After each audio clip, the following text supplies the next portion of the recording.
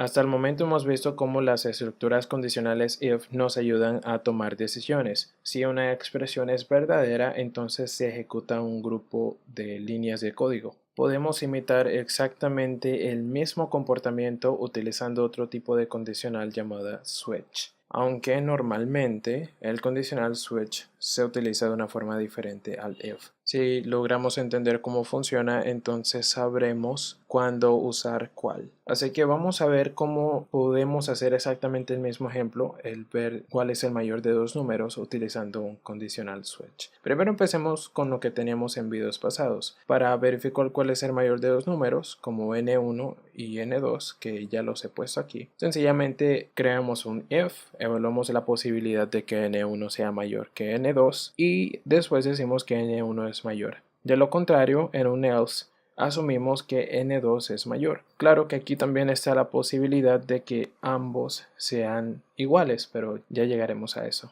Para imitar el mismo comportamiento en un switch, sencillamente usamos la palabra clave switch, paréntesis, y después abrimos y cerramos llaves. Dentro de los paréntesis ponemos la misma expresión que utilizamos en el if, si n1 es mayor que n2. A partir de allí se pueden ver dos casos, o por lo menos eso estamos analizando hasta el momento. Puede estar el caso de que sea verdadero o el caso de que sea falso. Si es verdadero diremos que n1 es mayor, si es falso diremos que n2 es mayor. Así que notarán que los cambios aquí principalmente son de sintaxis, es decir, en la forma en la que escribimos. En el if, el código que se pasa a ejecutar si la expresión es verdadera se delimita por estas llaves. En el switch se delimita por estos dos puntos y por el break. Una vez que el intérprete llegue allí, se saldrá del switch y continuará leyendo el resto del código. Podemos probar y ejecutar a ver si 1 es mayor que 2, lo cual debe dar como resultado 2.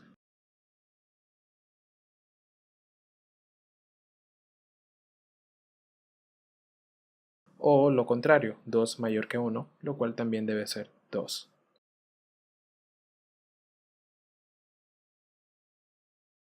Pero como les había dicho, si ponemos por ejemplo dos números iguales, 2 y 2, me dirá que 2 es mayor, cuando en realidad 2 no es mayor que 2, son iguales.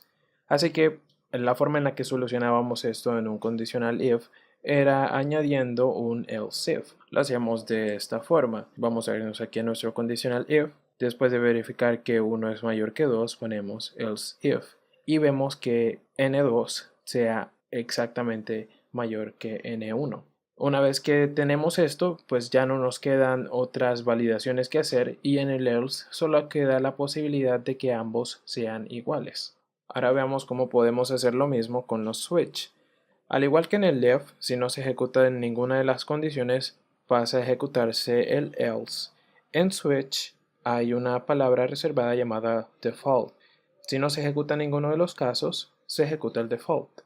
Podemos aquí poner por default que si no se ejecuta ninguno de los dos casos, entonces los números son iguales. Sin embargo, si ejecutamos esto no va a funcionar el código. La razón es que si ponemos que n1 y n2 son iguales y lo que estábamos verificando es que n1 sea mayor que n2, eso sería falso y se estaría ejecutando el segundo caso, en caso de que esa expresión produzca algo falso. ¿Cómo hacemos esto entonces en un switch? Bueno, podemos quitar del switch esta expresión de aquí y la reemplazamos por un true. Esto hará que siempre se ejecute el switch. Y en el primer caso, ya no evaluaríamos si eso es verdadero, sino que evaluaríamos directamente que n1 sea mayor que n2. En el segundo evaluaríamos lo contrario, que n2 sea mayor que n1. Y como default, solo nos quedaría que ambos sean iguales. En ese caso sí funcionaría el switch. Podemos ejecutar probando con dos números que sean iguales y esto debe hacer que se ejecute el default. Y aquí lo estamos viendo. Pero es aquí donde nosotros debemos ver qué estamos haciendo. Fíjense que estamos poniendo en estos paréntesis un true y técnicamente estamos desperdiciando esta parte de la estructura del switch. Lo único que ponemos es un true para que siempre se ejecute y en los casos en donde realmente ocurre la parte importante. Si vamos a hacer esto, mejor usemos un if. Normalmente el uso que le damos a switch es para ver cuáles son los valores que puede presentar una variable o el valor de una constante. Podemos hacer un ejemplo. Vamos a crear una variable llamada operación y esta también va a ser un prompt al igual que n1 y n2. Allí vamos a poner el tipo de operación que deseamos realizar, si es una suma, una resta, una multiplicación o división, y basado en el resultado usaremos un switch para ver qué operación realizaremos. Es bastante simple. En el texto del cuadro de diálogo pondremos algo como operación que desea realizar y unos 2 puntos. Ahora nos iremos al switch y en los paréntesis que teníamos el true vamos a poner en vez de eso operación. Esta es la variable o más bien la constante que vamos a analizar. Así que en caso de que el valor que yo escriba ahí sea suma, voy a hacer un alert de n1 más n2. En caso de que sea resta, n1 menos n2. Y lo mismo con la multiplicación y la división. Podemos probar y cuando ejecutemos nos pregunta qué tipo de operación vamos a realizar. Ponemos que una resta, en n1 ponemos un 3, en n2 un 5 y pues 3 menos 5 sería menos 2, lo cual es correcto.